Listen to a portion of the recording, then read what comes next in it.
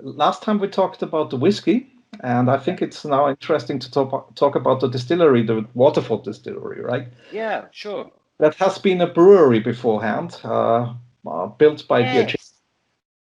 Yes, a Guinness brewery, one of 5 Guinness breweries. It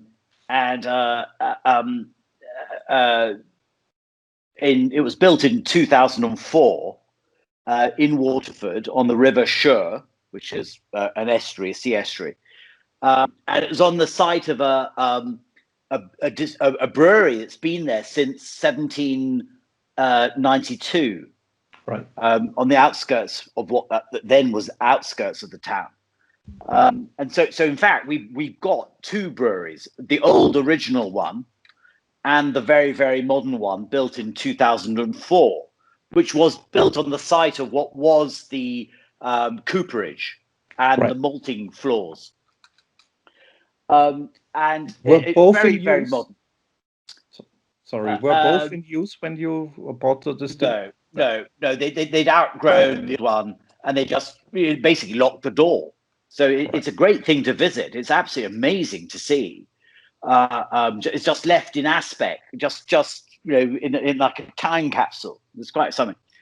So the other side of the street, Mary Street, the other side of Mary Street is the new brewery that was built in 2004. It coincidentally, the same year we were cleaning out Inverleven on the Clyde in Scotland, which is where the stills came from.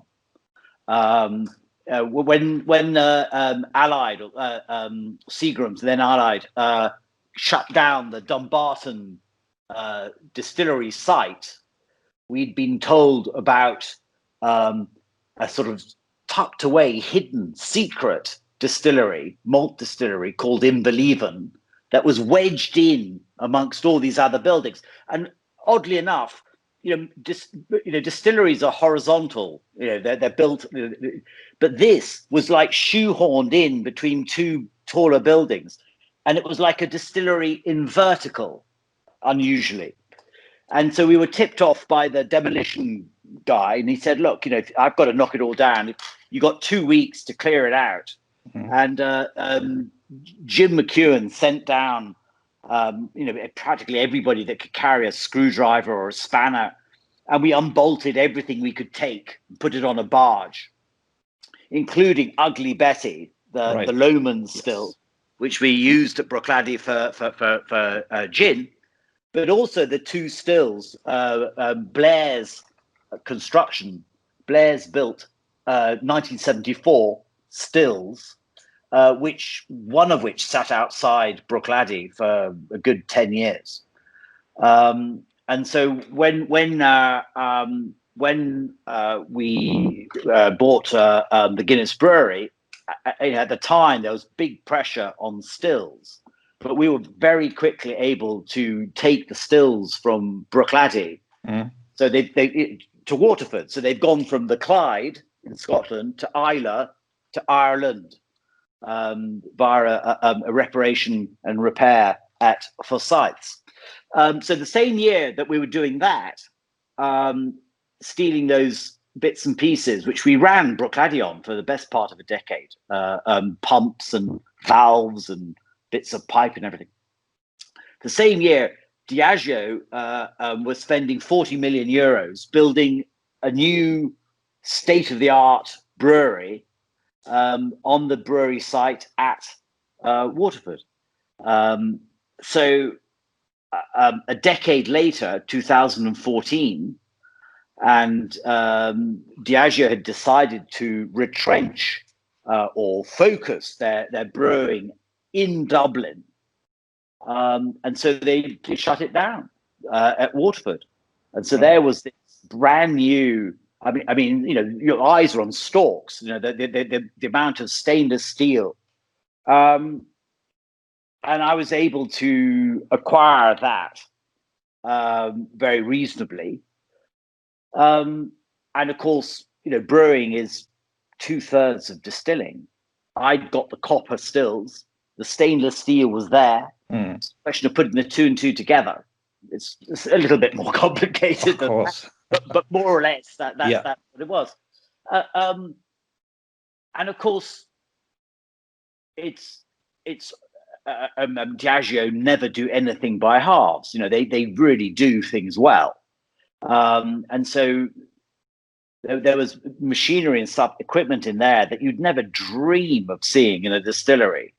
But there they are. So we were able to use some pretty novel equipment in our process. It's not a Hebridean distillery. It's not a Bruichladdich. It's super smooth. It's like a Formula One. Right. It's not a sort of good old Beetle. It's a Formula One car. You cannot be other than in awe of it. You can't love it. You don't want to take it to the shops to go shopping. This is something you just you look, wow, it hums. So that, I don't think there's an emotional attachment to it. There's just this extraordinary respect for engineering. Right.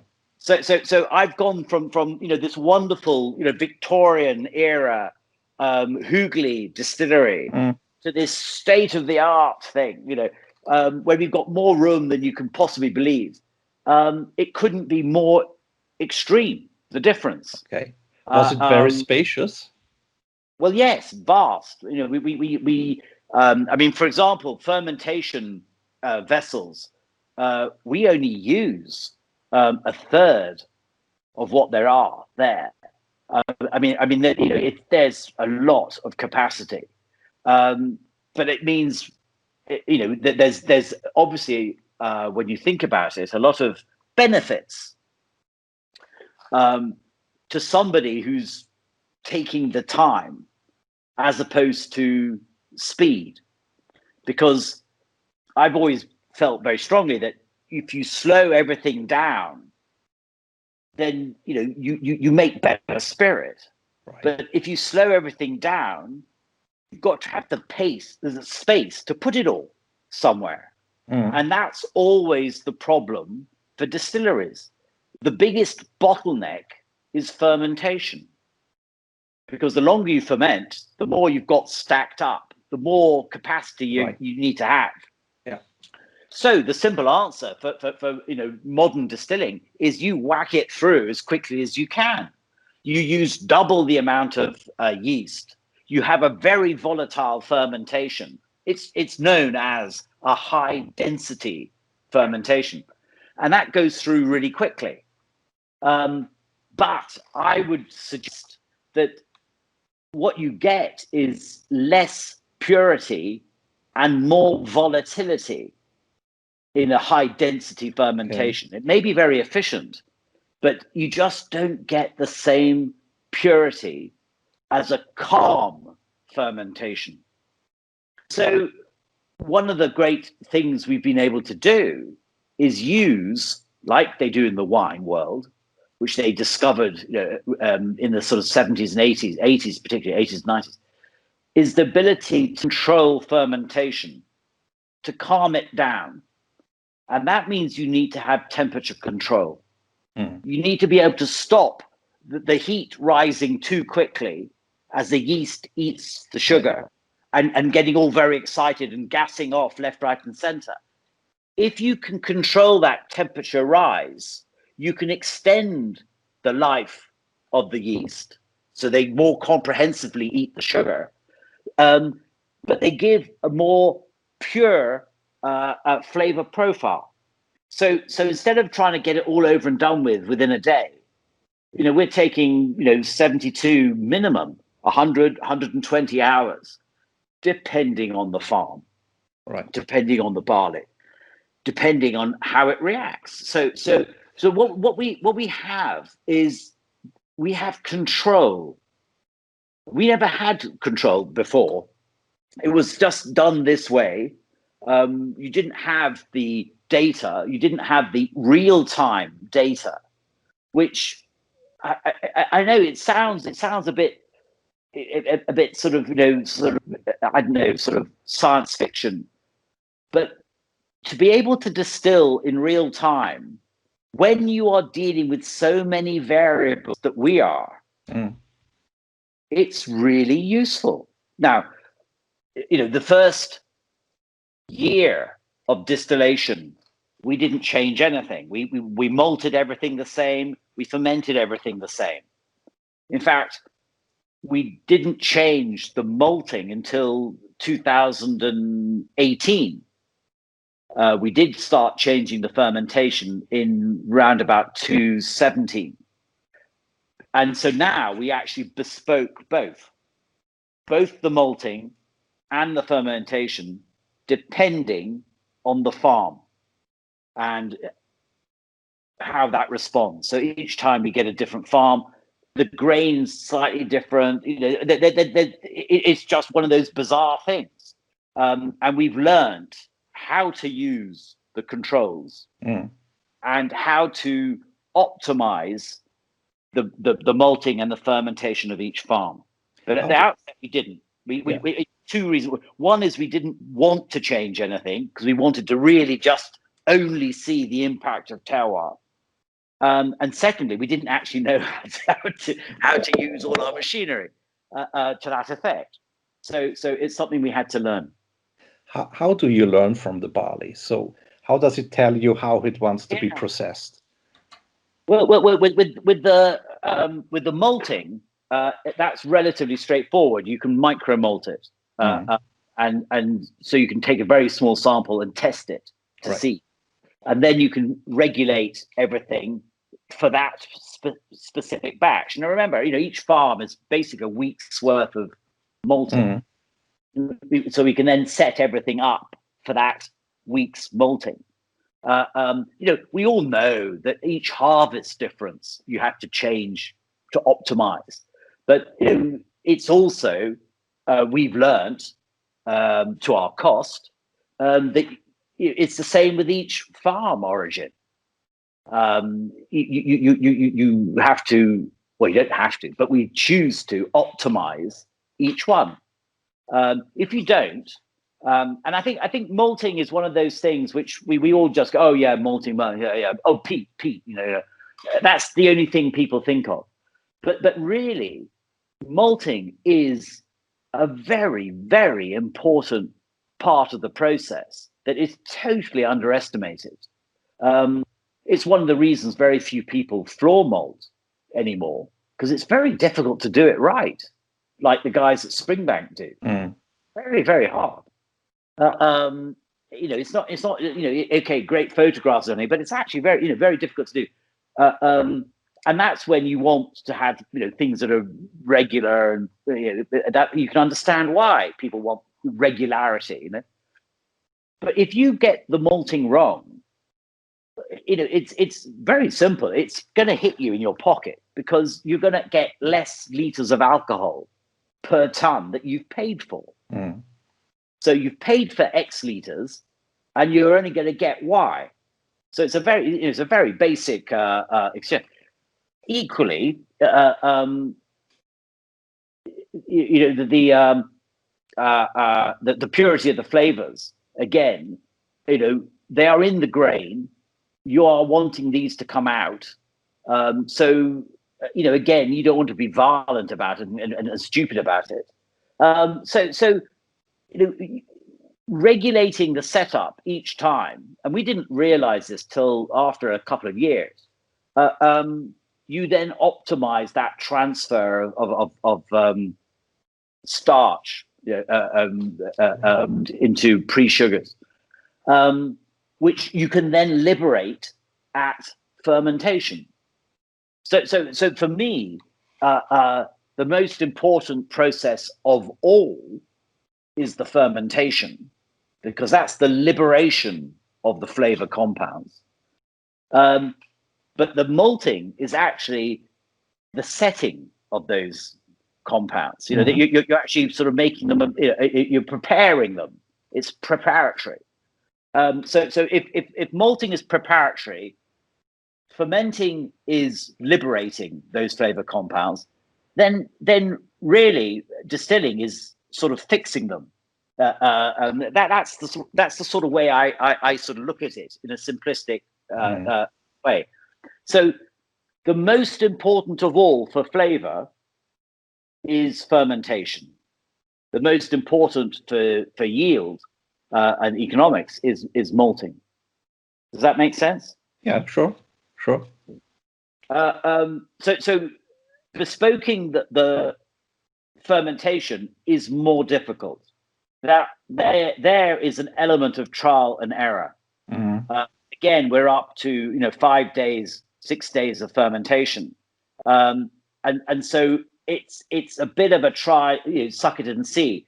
Until you start actually fermenting, you're not quite sure what's going to happen. But so whatever happens in the first fermentation, we can then regulate and observe what happens in the subsequent fermentations. But it's having that control. So we have a control room where you can see what temperatures. And again, it's I raise my hat to Diageo's efficiency. Is there are sensors throughout this setup, so they inevitably will put there for efficiency purposes, but we can repurpose that and use it for just reporting what's actually happening in real time, so that we can intervene if necessary to cool down the fermentation or warm it up, or do what you want in real time. So you're not just going through a fermentation and going, well, that was all right then, or that wasn't very good, or you can adjust it as you go. So it's quite a powerful feeling. It's quite a powerful thing to do. The actual distillation side, which we in the industry tell everybody, the artistry of the distillery, not so much. That's chemistry. That's a bit of a Hollywood thing. The distilling side of it is a lot more straightforward.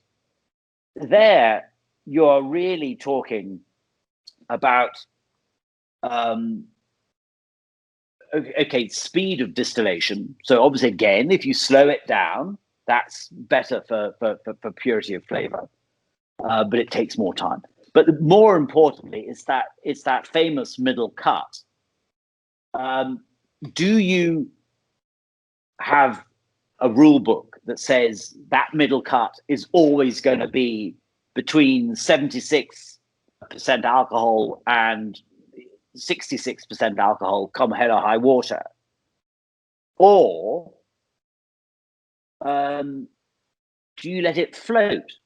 You know how a dock on the sea, it floats according to the tide. Well, that's what I'm talking about, a floating margin. The first thing is, how far are you going to invade the heads and the tails? In other words, how big is that middle cut going to be? Is it going to be that, or is it going to be that? Because if it's that, you're starting to get close to the heads, which is where the impurities are, the heavy congeners. Now, for industrial distillation, well, that's more spirit. So that ticks a lot of economic boxes. Sure. But for the purist, you're trespassing on those less enjoyable, less interesting, flavor compounds. So we take a margin of 10%, but it's a floating one. Okay. So we're going nowhere near the heads, nowhere near the feints for purity, but it moves, but it's always 10%. Yeah. Okay. But it always moves depending on the origin of the barley. There's no fixed thing. But we don't want to go anywhere near the feints or the tails. Sure. So it's a very, very narrow. So I mean, one of the funny things is if you have a glass or two too many, such is the purity, you won't get a hangover. Sure. It's rather an enjoyable side discovery we've made. Yes. You can kill yourself, but you won't get a hangover. As long as you stick to the same whiskey. But and I think that's again, it's a testament to that very miserly middle cut, and the fact that it's a floating one. We all know that summer distillations, winter distillations, you have this disparity of cut points. But if you're doing it by the rule book, it's the same every time, and actually that's not so clever. So it needs to be a floating one. So it needs attention. It needs somebody paying attention to it. So whilst we have an automated system for visuality, so we can see what's going on, right, it's still down to the distiller, the man in the seat, to decide when that cut comes. Yeah. I think that's very, very important. Numbers don't dictate you what to do, but you'll use the numbers to control what you're doing. That's a very succinct way of putting it. Yeah, exactly. Yeah. We're not looking for a ubiquity of outcome. We have variables going in, but we're not looking to get a standard coming out. It is what it is. So what does that mean then? What's that mean? Why doesn't everybody do that? Well, I think we know that just by having that middle cut policy, we are turning our back on about 60,000 litres a year of potential alcohol that we could have, that we choose not to, because we want the purity. If you add in the biodynamic and the organic and the heritage ones, well then it's near 100,000 litres of income that we are turning our back on. So that's the reality. Is you have to be of that mind that you don't need to chase every penny. That comes down to efficiency. It's a voluntary decision for purity of spirit, but that's personally, I think, the right way to do it. I know full well that if we wanted to, we could increase by another 100,000 litres, no problem, just by being a bit more commercial about it. So you told me a lot about equipment that was there from Diageo you've never seen before in a distillery. Can you name one or two things? Yeah, well, funny you should say that, but yes, I can.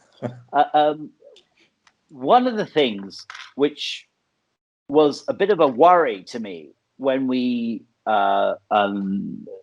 took possession of the distillery, the brewery, was there is no normal mash tun. Okay. Funnily enough, in the old brewery, the other side of the street, we've got 3 traditional mash tuns. But here in this one, there isn't one. It's all stainless steel, remember. But there is an entirely unique setup. It's never been repeated. So either it wasn't repeated because it wasn't very good, or it wasn't repeated because it didn't do what they wanted it to do.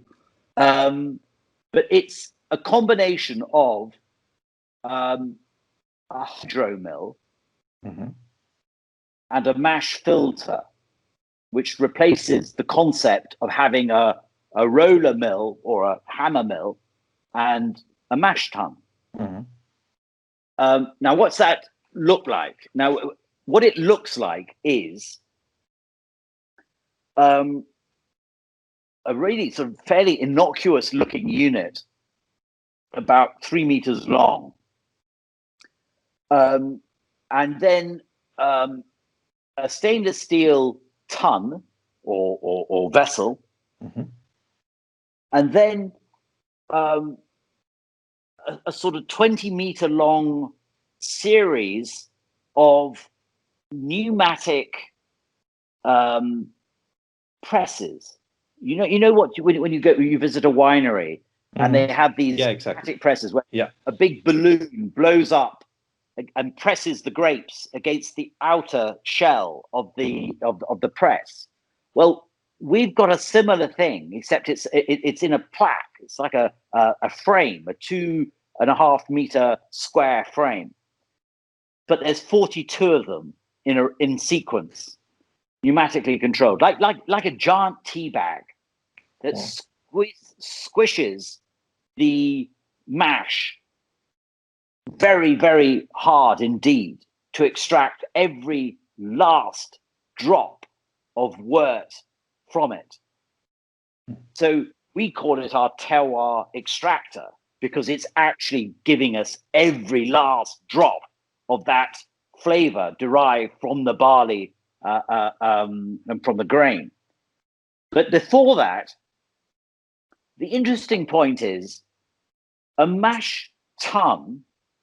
And we all know the image of it. One of the most wholesome images of distilling, where you have a large open top vessel or a lauter tun, which is closed over, and the grist, i.e. the grain that has been through the mill in a very precise ratio. The mill setting gives you the requirement for the mash tun. Now, if you had total flour, total milling, and added hot water, you'd end up with like a glue, and the whole thing would just block up. Sure. But the principle of a mash tun is it allows the hot water added to percolate through the body of the grist, dissolving the pre-sugars, converting them into sugars as it goes out, percolating through the floor of the vessel. It's percolation. The process is repeated with incrementally hotter water. But to allow that water to percolate through, you can't just have flour. You've got to have a mix of flour, solid, and husk. Yeah. So the settings of the mill are set to give you roughly 70% flour, 20% solid, 10% husk, more or less. And from memory, that's what we used to do at Brookladdy. A hydro mill, water, the milling is underwater, all right? So the grain and the water are added together whole. And instead of being a roller mill or a hammer mill, it's a tungsten plate, which is fixed, and a revolving mirror plate that spins. Right. So it allows you to mill very, very fine indeed. Totally. Okay. So no solids, no husks, the whole shooting match on this tungsten plate. It's about this big, about that wide. It's only there's 1.5 foot wide. Underwater. So it's anaerobic. There's no air involved. Yes. And it allows you, because it's wet, to mill that fine. Hot or cold water? Hot. So it allows you to mill very, very fine indeed. So when I say terroir extractor, it's the two things together. It's that hydro milling, anaerobic, and the ability to squeeze every last drop from it. Squeeze, not percolate, squeeze. Now, the mash filters have been around for a time. That's nothing new with that. There's not many distilleries have got them. I think only 2 that I'm aware of. But the unique combination is the hydro mill and the mash filter. And that, as far as I'm aware, is the only existence in the world. And at the outset, I was a bit scared about it. You know, it was an area I was not sure. You know, but we rapidly learned that it's actually ideal for our purposes. Now, for a brewery, it was all to do with speed. Yeah, okay, and also sort of speed in that, by introducing the water with this, you are accelerating the transfer of the pre-sugars into sugars. And then the pneumatic pressing was so you didn't have to put somebody in the mash filter, the mash tun to empty it all out at the end of the day. So it's a continual process. So it's a lot, But as I said to you before, we're not in a hurry. We've got all the space and time possible.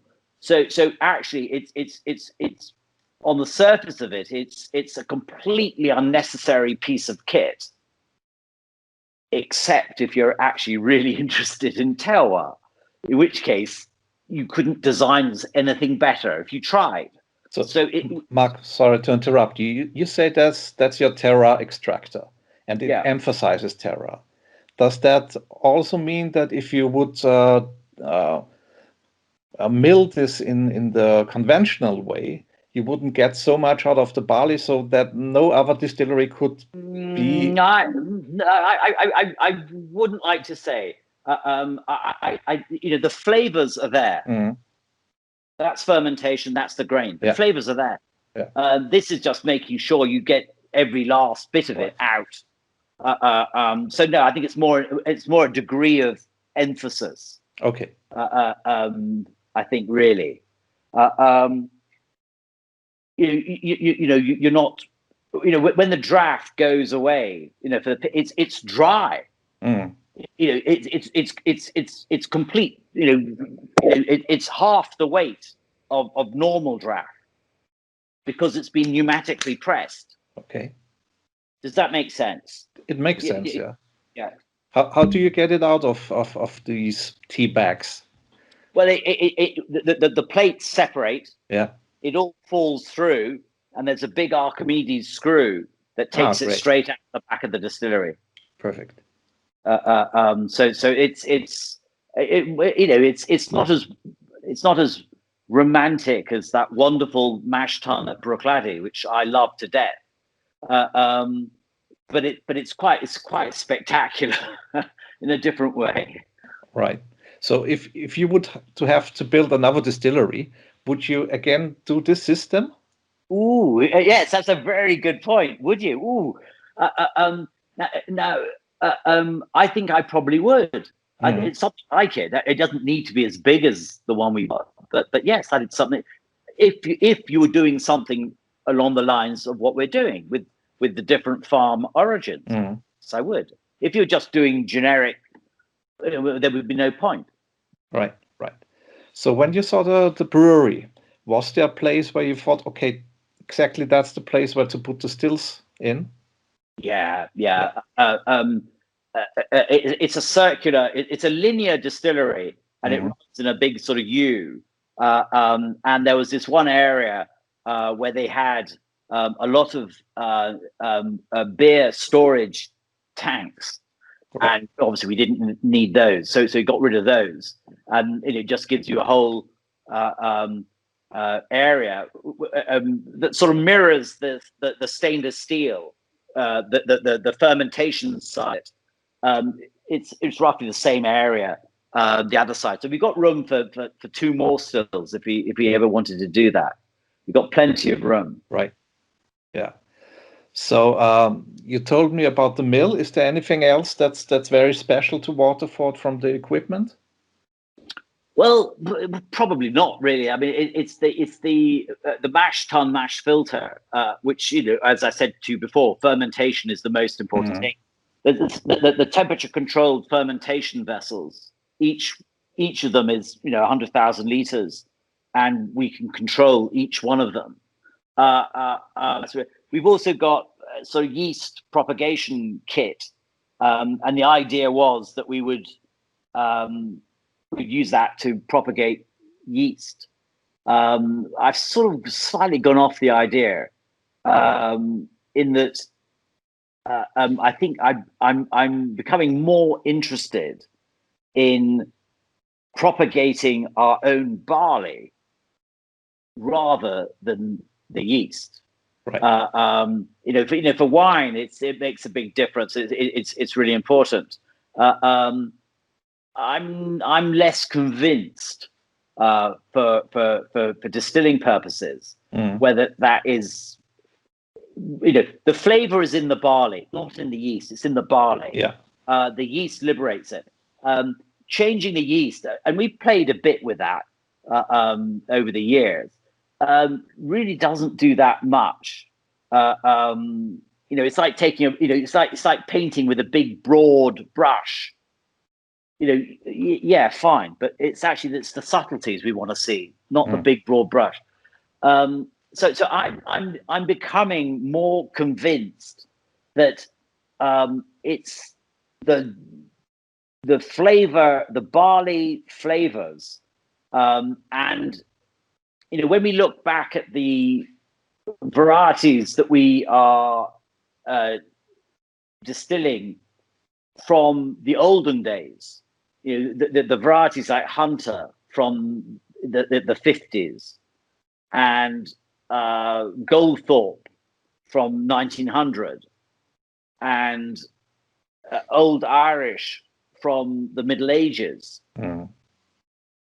That's where you really see flavor differences other than terroir, actually barley flavor difference. And it goes, back to this sort of era, the 60s, when the propagation of barley carried out by the industry for the industry was based on yields and therefore disease resistance, wind resistance, short stalk, and basically the varieties they propagated from just aren't genetically far enough apart to be really interesting. So the flavor differences we're seeing from varietal differences, not terroir, but varietal differences, is relatively minor, because they're too genetically close together from back in the 60s. Yes. So I think there's more interest to be had if we could propagate our own barley from varieties that are further apart genetically, and propagate it for flavor, not for yield or disease resistance, but for flavor. So that's, I think, a more interesting project. Well, at least it excites me a bit more. Have you taken steps in this direction already? I couldn't possibly say. Okay. Is there something like your favorite barley right now, where you say that's very interesting for distilling? That's the one that gives me. Well, no. I mean, that's a bit difficult because when we see it at our end, the hard work's been done already, and that's just growing it.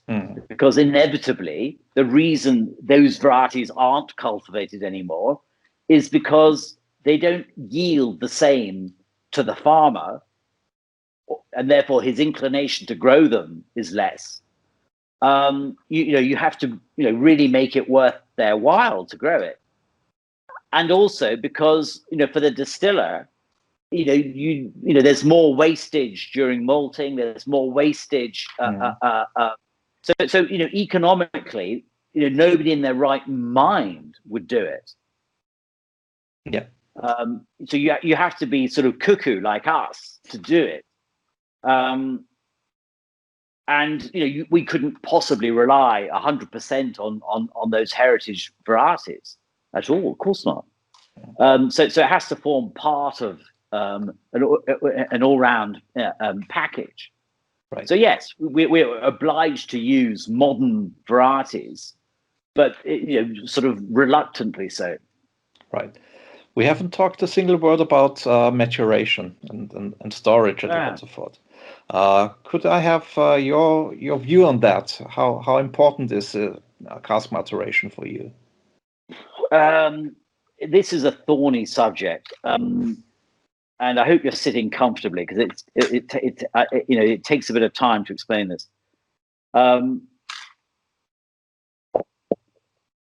I would say from the outset that I don't think there is any shortcut in the maturation of whiskey other than the use of premium quality fresh oak.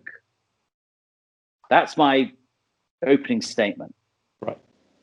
People have played music. People have used ultrasound. People have used cling film round barrels. People have put them under the sea. They put them into space. I don't believe there is any real shortcut. You can achieve lots of odd things, but it's a bit like Dolly the sheep. You start playing with the chromosomes. You get a sheep that looks like a sheep, but the age is all over the place. It's a child that's 10, but with the mentality of a 90-year-old, or the vice versa. You don't get the full, balanced, harmonious integration of flavors. That's the first thing. Okay, so what is maturation? What is actually happening? And I think this is often very much misunderstood, particularly these days with the fashionability of finishing. I don't think now anybody talks about a whiskey without saying, finished in, or what's the finish, or I would prefer to start the way we mean to carry on, rather than talk about finishing, which is terminal. It's at the end. Now, I fully understand why people are finishing, because it's actually quite linked to that industrial domination of the growing of the grain and the research. I remember actually speaking to the Scottish Whisky Research Institute, asking if they'd ever done research into flavour of grain, and they said no, no one's ever asked us to do it, which I think sort of shows you, what I mean. And I think it's the same with the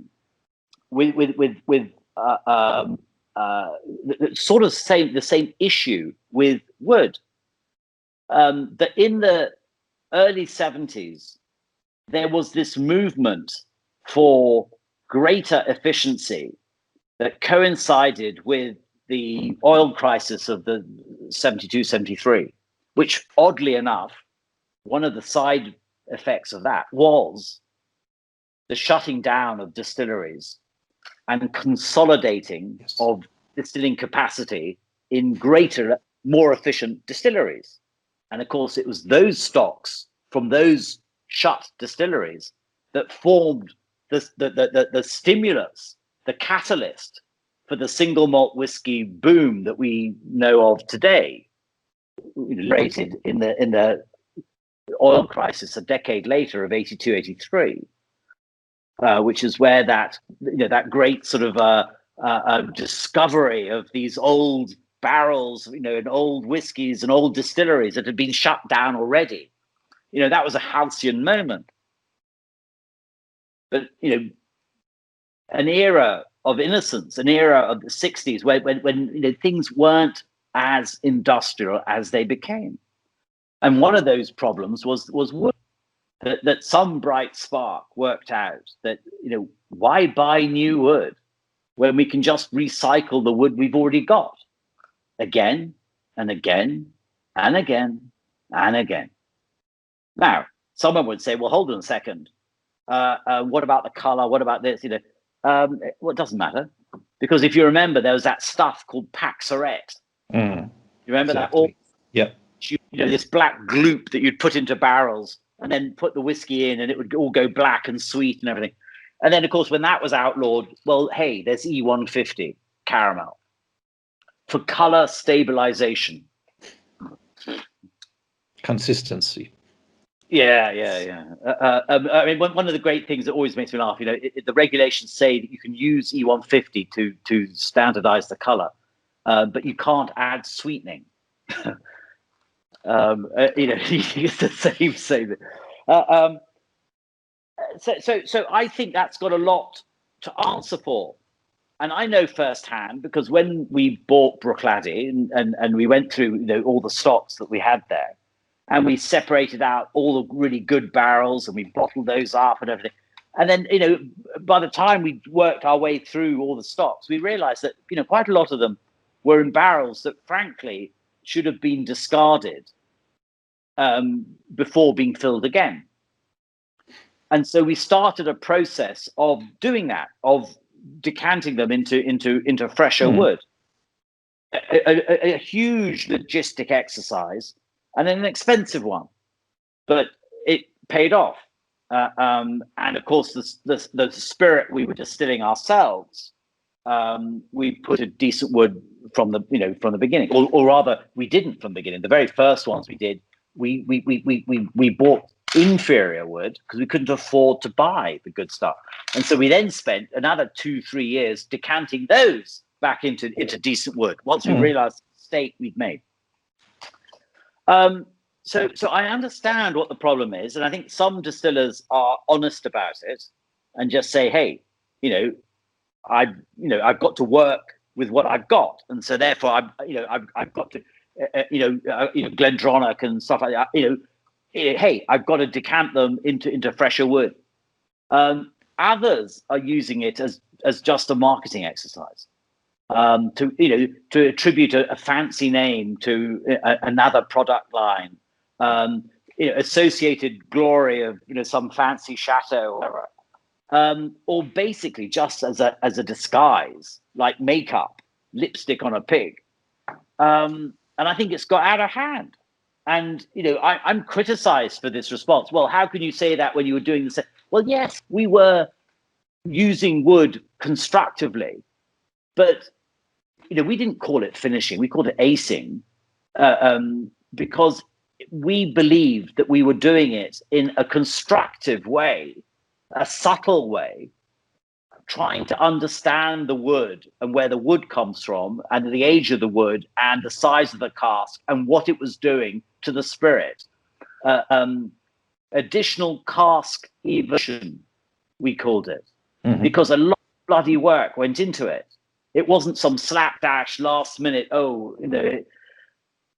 And like any good idea, it gets in this whiskey industry, it gets compromised and appropriated and abused. And I would even go as far as to say I think it's an existential issue for the whiskey industry, because I think it's not far away from just outright flavoring of whiskey. I know flavorings are used by some. It's no one's going to talk about it. Just as in the wine world, there things like reverse osmosis and cryo extraction and things like that. People don't go talking around about those things either, but they go on, and we're as consumers all very happy for that to happen. Because it means regularity of availability and the economics of production are greatly enhanced. But I worry about it, because when the marketing guys get hold of these ideas, they won't let go. And if it means that actually you don't need to bother with wood at all, you then start thinking, well, what is the point of an oak cask if all you're going to do is faff around at the last minute? And again, you've got to also equally understand how this is done. Some cases it's not a constructive thing at all. It's high pressure, heat is applied. There's some shenanigans going on, which is not and I know that this is the case. Not everybody, but some. I worry because the obvious next step is to if you've taken wood out of the case altogether. Well, what's next? E150. Well, what about vanilla flavoring or chocolate flavoring or coffee flavoring? I've seen this stuff. I've been offered these things. I don't have any proof, but if they're being offered around, that people are going to be using them. And then, of course, the next thing is, you look at some cherries, bourbon, and some of the things that they're using to make their spirit more appealing, to a more youthful market. It worries me, and especially when you see Scotch whiskey marketers actively requesting law changes to make that possible. You get some quite famous brands using honey, and it worries me. It worries me, and equally because of the confusion for the consumer. How are they going to know? And if you get this bland statement, that 80% of a whiskey's flavor comes from the wood, as if it's an excuse to support automatic finishing instead of actually investing in the wood in the first place. Of course the wood's important, but it would be more honest to say that all of a whiskey's flavor is influenced by its time in wood. 100%. Sure. The original flavor compounds are influenced by the passage of time in an oak cask. Now, what happens in the oak cask? Well, the first thing that happens when you put spirit in there is, assuming it hasn't already been leached out before by several previous usages, the spirit extracts from the oak essentially three groups of compounds: the vanillins, which is the same as vanilla as you'd get in in tropics, lignin, and tannin, which is where the color comes from. So a whiskey's color comes from fresh wood. If the wood is not fresh, there is no color. End of story, right? So virgin oak, barrels that have never been used for anything before, give the most color. So virgin American and virgin French gives a lovely mahogany color to a spirit. And then each spirit you put in there, that color is less each time. Sure. The higher the strength of the spirit, the more it extracts. The lower the strength, the less. All right. So, if you use French oak, which has had wine in it of 14% or 13% alcohol, and then you stick 70% spirit in there, it's going to take a lot more out of that wood than any wine would. So that's a very interesting point. So that's the extractive side of it. And that all happens very quickly, in a matter of weeks. But what's really important is the micro-oxygenation of the spirit's flavor compounds extracted primarily from the grain, with some added flavor compounds from the fresh wood, assuming it's fresh. And this happens hour by hour, day by day, week, months, years. It's a continual process. And this happens through the oak. Yes. Micro oxygenation, just as wine is micro oxygenated through a cork, which is why the Latours and the Lafitte's and the Margots of this world still use cork, because they're meant to be matured. It's why we lay down wine. We don't lay it down and go back to it 10 years later expecting it to be the same. We do it because the flavor compounds in the wine are being altered in a way, in an infinitesimally small way, into the flavors we associate with maturity. And it's the same with the barrel. The barrel is the cork of the wine. It's the same thing. The grain of the wood is different depending where that wood came from. Hot areas produce faster growing trees, therefore the grain is looser. Colder climates, slower growing, tighter wood.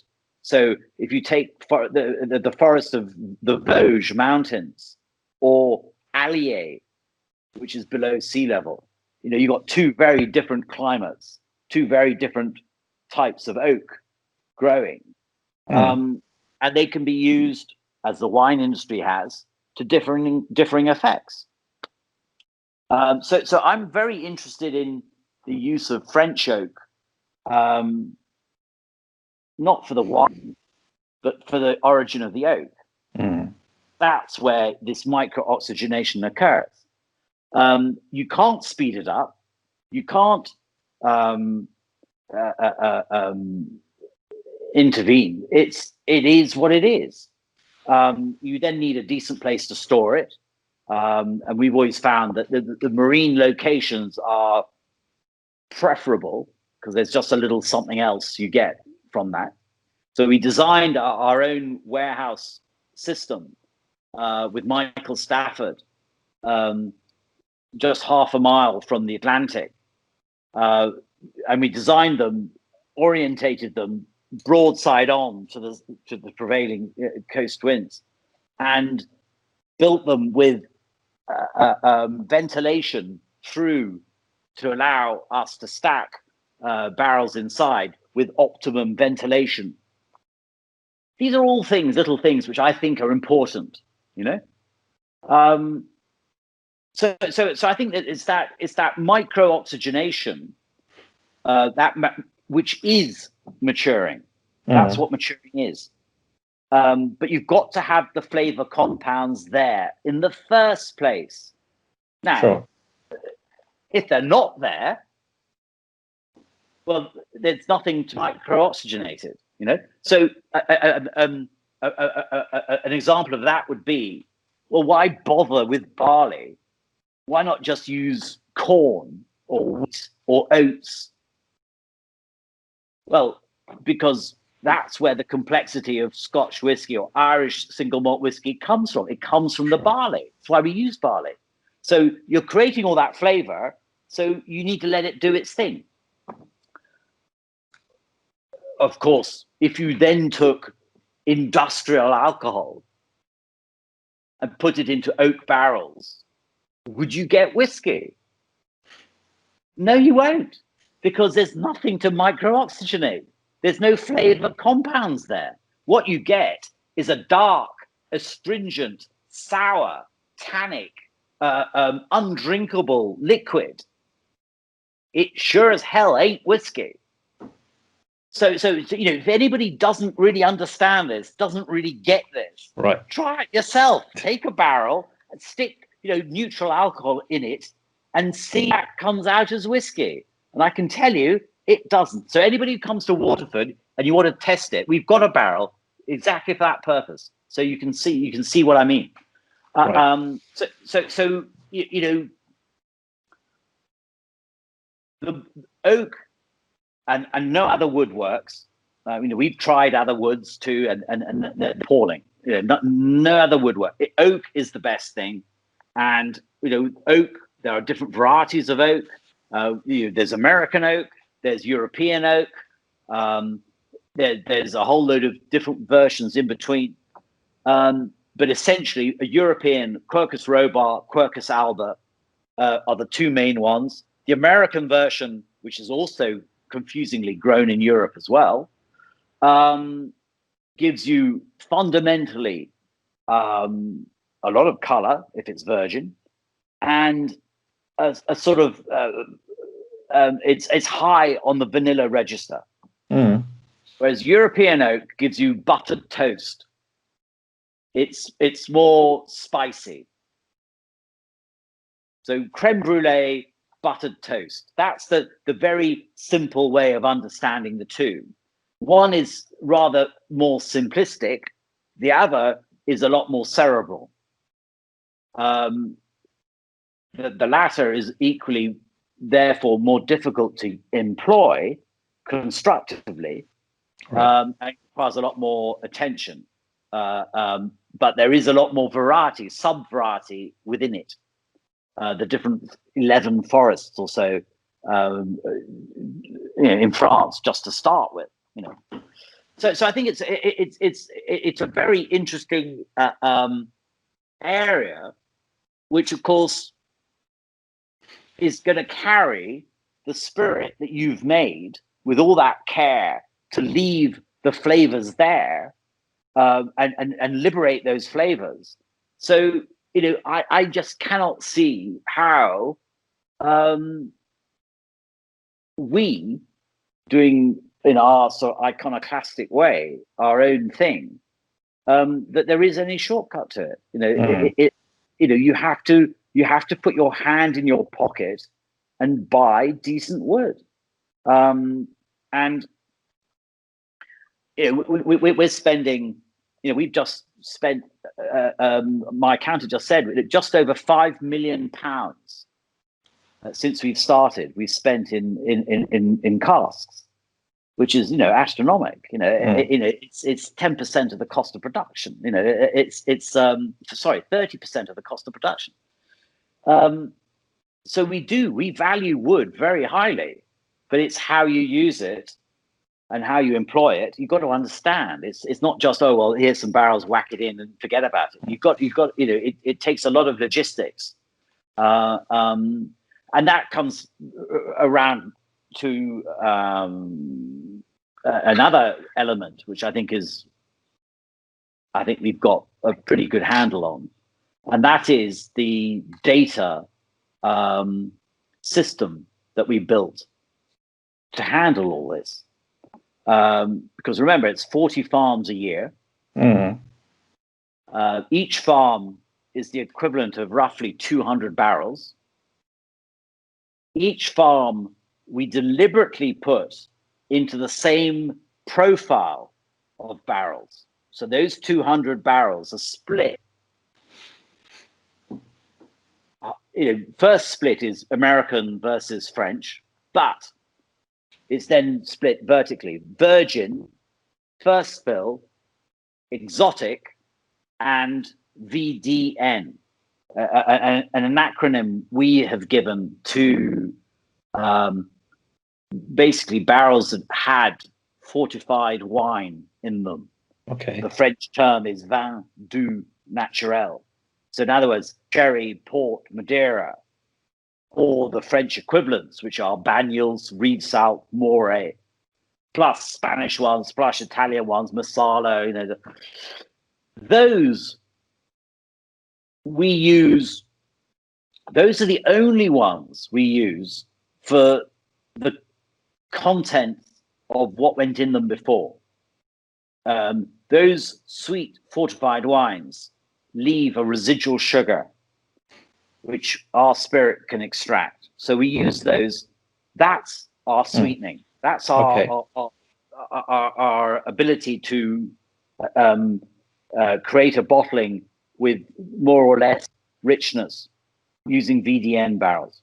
So they're basically sponges that we use. In the old days, they were used for color, not anymore, because they have no color anymore. So it's more the sucrosity left in the wood. The exotics are oaks, from different varieties. It's some interesting ones that have, for example, one we use which has quite high in eucalyptoids, which is quite interesting. But we again, just very, very small, less than 5%. Then we have first fill American, which has been the bread and butter of the whiskey industry since Prohibition. Sadly, and again, part of that crisis I was telling you about earlier, the quality of those barrels has taken a big nosedive. Really? As the Americans quite rightly realize, well, why are we selling these barrels to the Scots and they're getting lots of benefit from them? Shouldn't we be getting some of the benefit ourselves? And so they are now, some of the big companies are steaming these barrels to extract out every last drop of bourbon, but at the same time also taking any of the wood flavors with it as well. Right. Yeah. So that bread and butter, barreling. Well, again, I suppose they're saying, well, if you're going to add caramel to it anyhow, it doesn't matter, does it? And that's probably what the whiskey industry is saying too. But to me, it does matter, because actually, what you're ending up with is some pretty vapid barrels. And so we have compensated with an increase in French oak instead. We have a very good relationship with our cooper because we buy virgin oak, and so therefore we get the preference of the first fills too. So we've got a very good relationship. Good. To allow us to get that, the better quality first fills. But I just raised that flag there. It's not quite what it used to be. And then we use first fill French oak, which tends to be the forests of Trancay, Vosges, Allier, and we get those from the top wineries of France, because they basically bought the best barrels in the first place. We're not interested in the names. It doesn't take rocket science to work out that the top chateaus spent the most for the best wood and use it the least, and change them the quickest. So it's not a surprise that that's where we go to get the best French oak. And then Virgin French, mainly from the forest of Limousin. Virgin American from the Ozarks, and those two, are for the color. So the French for the spice, the American for roundness and vanilliness, exotic for a little quip of woo, and VDN for sucrosity. That's each farm goes into the same profile, so that at any stage in the future, we've got the ability to create a comprehensive, complete bottling from any one farm. Right. At right. the time. Do you store the casks pelletized or racked? Does it make any difference? I cannot say. We Brooklady, we had dunnage warehousing. They used to be 3 high, but now you can't. They can only be 2 high. So therefore, it's a very, very poor use of space.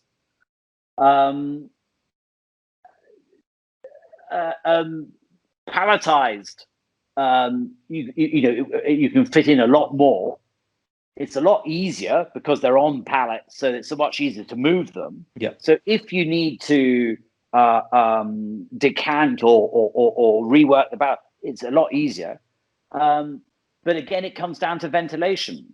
Dunnage warehousing gets good ventilation, whereas palletized warehousing doesn't. Right. Unless you design them to do so, which is what we've done. Right. Okay, I have a final question to conclude this very interesting interview. Once again, that was a great pleasure to talk to you. Pleasure. And that's, well, it belongs to the end of this interview and the session. Bottling, and would you prefer cork or screw cap for whiskey, if you could decide? Well, as you know, we tend to prefer glass. Yeah. And that's partly because we there's always quite a lot of problems with cork. Quite often the cork comes away from the wood bit. To me, a properly dressed bottle. I've seen these used in the wine world, and I think they're they're certainly the most expensive way to close a bottle, right? Yeah, but it just feels right to me.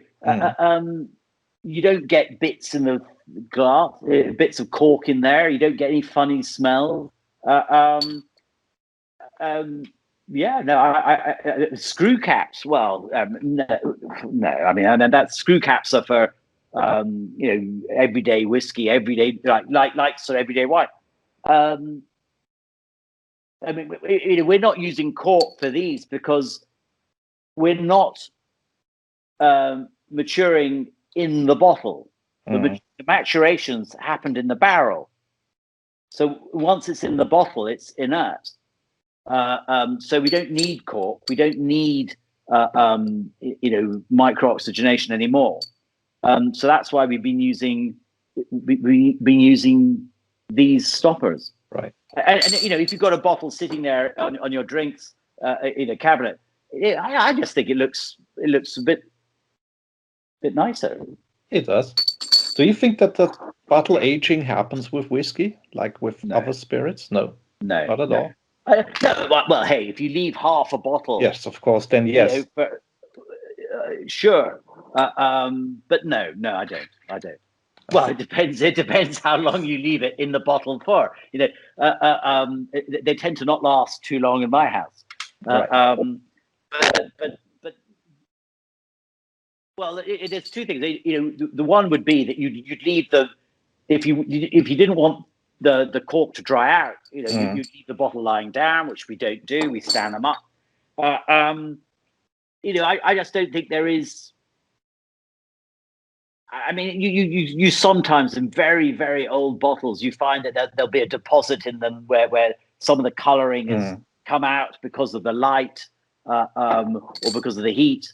But no, I'm not a believer that there's a great transformative experience in the bottle. Mark, thank you for your time. Thank you for this wonderful interview. Drink them. That's what they're for. Yes. Compare, contrast, discuss. Thank you very much. Nice to speak to you, brother. All right. Cheers. Nice to see you. Bye-bye. Cheers.